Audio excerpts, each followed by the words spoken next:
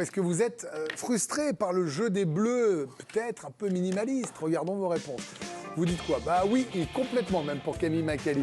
Le jeu, non. Le reste, un peu, ça sous-entend. Alors pas du tout, nous dit Pierre.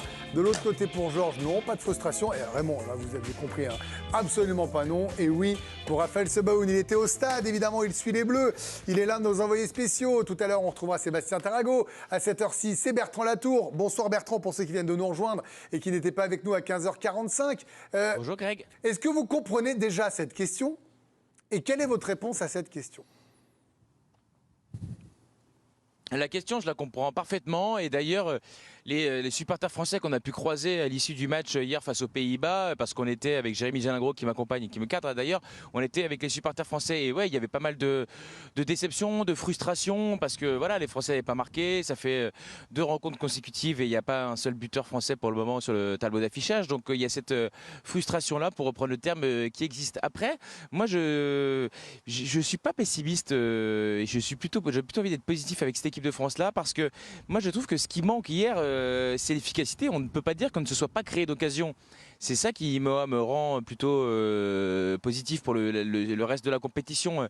Franchement, les occasions qu'a raté Antoine Griezmann hier, il ne nous y a pas habitués. Et bon, s'il en met ne serait-ce qu'une, forcément, comme à chaque fois, hein, c'est quand même le résultat qui guide nos analyses, hélas parfois. Tout le reste de ce qu'on peut dire est changé et modifié.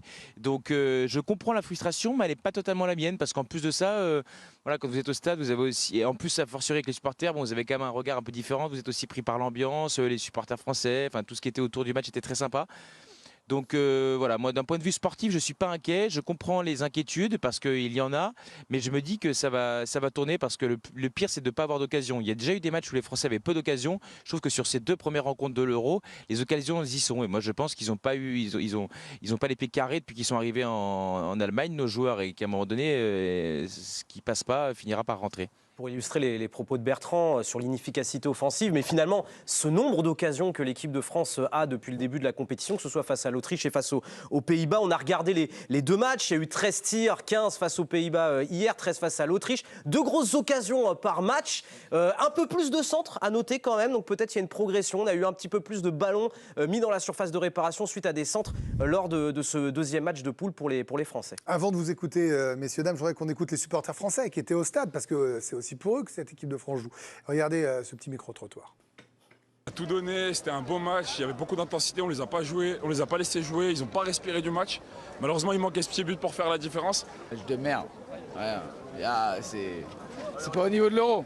On est vraiment frustrés parce qu'on a vraiment quelque chose à montrer. Et on va y arriver. On va y arriver. Et on sera là aussi à Dortmund pour la Pologne. On peut mieux faire, mais vraiment déçu. Non, mais on est nuls, franchement. On peut jouer 500 minutes, on va pas marquer un but. Mais Dédé, s'il te plaît, mets-nous des attaquants, des mecs qui savent tirer au but, qui savent cadrer, tu vois. Putain, mais moi, si tu veux, moi je rentre sur le terrain, je marque un but. Plein du pied comme ça, but, tu vois. Non mais là, attends, on peut jouer 1 heure, 2 heures, 3 heures, on va rien marquer, s'il te plaît. Dédé, j'espère que t'as bossé au moins les tirs au but pour les 8e. Voilà. On attendait tous que la Tortue Ninja rentre et elle n'est pas rentrée. Donc voilà. Décevant, mais on espère que les Bleus vont se qualifier et battre la Pologne mardi. Voilà, notre Bérécanou qui était aussi dans le stade. Non mais Raymond, vous étiez sélectionneur, je viens vous voir en premier. On comprend finalement cette frustration du supporter qui aimerait voir son équipe gagner quand on voit les noms sur la liste. Non. Vous comprenez pas ce qu'il dit? Non, je comprends.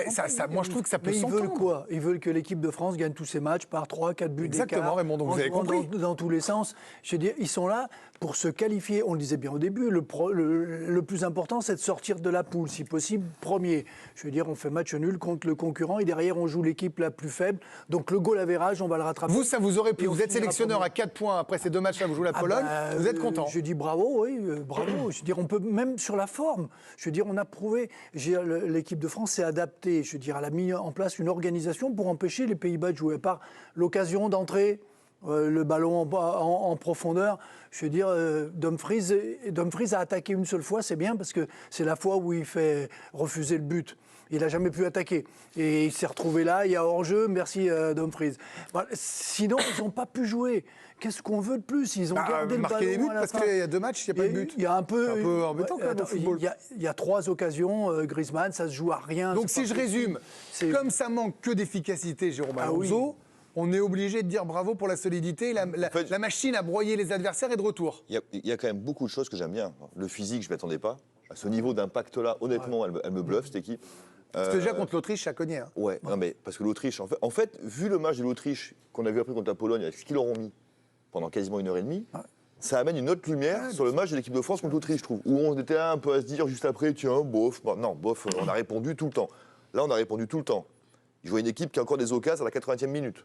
Donc il y a plein de points positifs. Bon, on en reparlera tout à l'heure, conseil de classe, des individualités. Mais pour ce qui est du jeu, la frustration, elle n'est pas sur les 80 premiers mètres du terrain, même les 90 premiers mètres du terrain. Parce que dans les situations de marquer très proche du but, tu y es, je crois qu'hier, il y a 3 ou 4 occasions, quasiment à 6 mètres du but. Ouais. C'est-à-dire que le jeu t'a amené là. Le jeu t'a amené là. C'est pas des corners, c'est pas des coups francs, c'est pas des contres. Donc le jeu posé t'a amené là. Après, effectivement, on pourra en reparler toute la soirée de Griezmann. Même la Rabiot à 5 mètres, il a qu'à mettre un vieux point dessus. Tu vois, quand il veut faire la passe. Tu vois, voilà. Donc ça veut dire que, mais tu es arrivé là. Oui. Tu es arrivé là. Donc moi, je suis comme Bertrand, je suis très optimiste parce que voilà. Bertrand, justement, passe décisive de Jérôme Alonso, dégagement des 6 mètres qui arrive dans la surface de réparation en Allemagne. C'était rare. Bertrand, c'est pour vous. Profitez-en, c'est son meilleur jeu au pied dans sa carrière. Il le fait dans le DG. On est vraiment très content. Je vais me faire taper.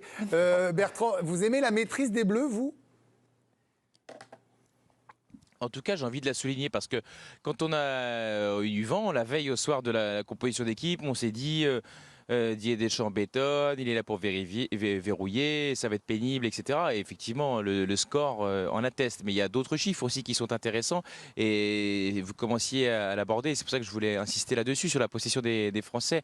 63% de possession de balle pour l'équipe de France et aussi, donc par voie de conséquence, c'est pas très difficile, 37 pour les Pays-Bas, une équipe qui, elle, aime davantage avoir le ballon. Et un chiffre aussi, ça fait depuis 1980 que les Néerlandais n'avaient pas eu aussi peu le ballon dans une compétition officielle. C'est pas inintéressant, je trouve, quand même, et par rapport aux faiblesses de l'équipe de France et supposées de l'équipe de France et par rapport à ce qui est censé être le jeu néerlandais, une équipe dont on craignait quand même le talent, et de par ses individualités et son jeu collectif, de par ses matchs de préparation. On a tous plus ou moins fait l'analogie entre le 4-0 Pays-Bas-Canada et notre pauvre 0-0 en préparation, etc.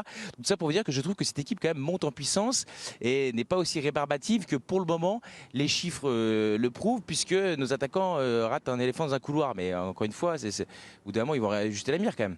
Et juste pour compléter ce que disait Jérôme, c'est 20 ballons touchés dans la surface adverse côté français. Donc c'est pour illustrer ce que disait Jérôme. Et on a l'impression qu'il y a plus de maîtrise que lors de la Coupe du Monde 2022. On est allé comparer un petit peu les deux compétitions.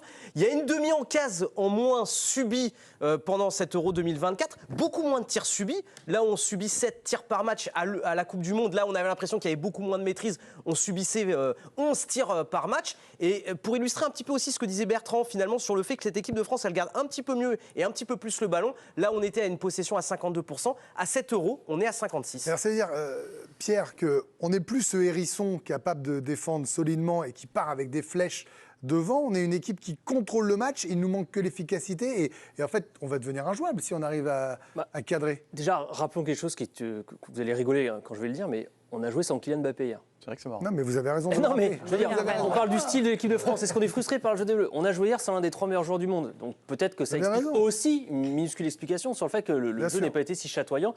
Et en fait, là, on est tous d'accord autour de la table, et même avec Bertrand en Allemagne. C'est que notre frustration, elle est sur l'efficacité offensive, le réalisme offensif. La qualité de jeu des Bleus, elle est quand même assez satisfaisante. On n'a pas joué les U19 de Paderborn. On a joué 2 équipes qui, après, vont se retrouver encore en 8e de finale de la compétition. Parce que l'Autriche, c'était loin d'être une équipe nous, on a souvent dit que c'était les plus durs du groupe. Donc je veux dire, quand on a vu le match de la Géorgie contre la République tchèque, si les Bleus avaient joué la Géorgie et la République tchèque, peut-être qu'on aurait eu d'autres résultats et donc un autre débat sur la frustration de la qualité de jeu des Bleus. Vous voulez dire que c'est plus fort que la Hongrie ou l'Écosse ? Bien sûr, je le pense très largement. Je trouve que les 2 matchs des Bleus, ça faisait longtemps qu'il n'y avait pas eu 2 matchs en début de compétition aussi costauds sur le papier pour l'équipe de France. On va parler des joueurs dans un instant, mais avant, Georges, un dernier mot avec vous sur la frustration, parce qu'on est d'accord qu'on comptablement c'est bien, qu'il y a le coup à finir premier en battant largement la Pologne. Vous êtes confiant, vous, et pas frustré, vous voulez retenir les 4 points ? Non, mais moi je comprends la frustration des supporters à la sortie du stade. Ils ont payé je sais pas pas combien Ça, pour c'est aller jusque là-bas. Ils espèrent avoir du spectacle. Mais moi, ça fait très longtemps que j'ai fait le deuil du beau jeu de l'équipe de France. En fait. Donc, en fait, je suis pas frustré parce que j'attendais ça, en fait, surtout avec cette composition-là. Je m'attendais à même moins bien. On savait pas trop à quoi hier quand je vois la compo, je sais pas comment ça va bouger. Oui, mais on s'attendait quand même à prendre le dessus physiquement à un moment donné sur ce match-là. C'est ce qui s'est passé en deuxième mi-temps, à part le but refusé. Finalement, ils ont rien fait. Ça compte quand même. Les Pays-Bas. Oui, mais ça compte quand même. Il a failli nous filer sous le nez ce match-là. Mais ça veut dire quand même qu'on a été en contrôle dans ce match-là. Moi, je regarde, on va parler tout à l'heure des cas individuels, mais il y a quand même plusieurs choses qui m'ont rassuré. Upamecano, on avait des doutes en début avant l'Euro. Ça va, le milieu de terrain, ça va aussi. Mais me faites pas le conseil de classe. Non, mais et puis surtout, Greg, moi je regarde les autres nations. C'est quoi les équipes qui nous ont impressionnés? C'est l'Allemagne et l'Allemagne. Non, mais est-ce qu'ils sont vraiment au-dessus de la France? L'Espagne, ils ont joué pardon, je veux dire des vrais adversaires, des adversaires qui iront en 8e, comme l'a dit Pierre. L'Allemagne, je suis pas sûr qu'ils y aillent tous. Moi, je suis persuadé qu'à l'étranger, ils regardent l'équipe de France et ils sont quand même impressionnés par ce qu'on arrive à produire. En tout cas, il y a nos copains néerlandais, on peut dire, qui ont un petit peu le seum. C'est les nouveaux qui ont eu du mal à digérer ce but refusé à Simons, le quotidien néerlandais Sport Vereld. Et si ces 3 petits points qui en disent long sur le choix de l'arbitre, Monsieur Taylor, le principal fautif. Dumfries revient sur sa position de hors-jeu qui perturbe Maignan. Je ne suis pas devant le gardien et je ne pense pas l'avoir empêché de plonger, car il n'a tout simplement pas pu atteindre le ballon. L'arbitre a trouvé que j'étais trop près du gardien, mais le fait qu'il lui ait fallu 3 minutes pour prendre une décision en dit long. Dans la foulée, le capitaine néerlandais ne comprend pas non plus le choix de Monsieur Taylor. Virgil van Dijk, pour moi, c'était un but valable d'après ce que j'ai vu de l'arrière. Même son de cloche pour le sélectionneur Ronald Koeman. Regardez les images, il ne gêne pas le gardien français qui est en retard et n'a quoi qu'il en soit pas la possibilité de plonger. La présence d'un joueur dans ces parages n'y change rien. Regardez, dès le tir de Simons, Maignan est battu. Il n'est plus en possibilité d'empêcher le but. Et peut-être que cette déception néerlandaise et ce premier 0-0 de l'Euro expliquent aussi les propos très durs d'un ancien international, Pierre Van Hooijdonk, qui mâche pas ses mots. Les deux équipes ont pris le point qu'elles voulaient. Elles ont abordé le match de cette façon. Deschamps, il n'y avait pas Mbappé et il a mis Rabiot, alors qu'il aurait pu mettre Kolo Muani, Barcola, Coman. Avec tout ce matériel à disposition, c'est du football de merde. Bon, eh ben, écoutez, on en parlera de tout ça avec les joueurs, notamment Maignan, sur ce but en jeu. Enfin, en tout cas, il était gêné de manière incontestable. Est-ce qu'il aurait pu l'avoir? Ça, c'est une autre question. Vous restez avec nous, le conseil de classe.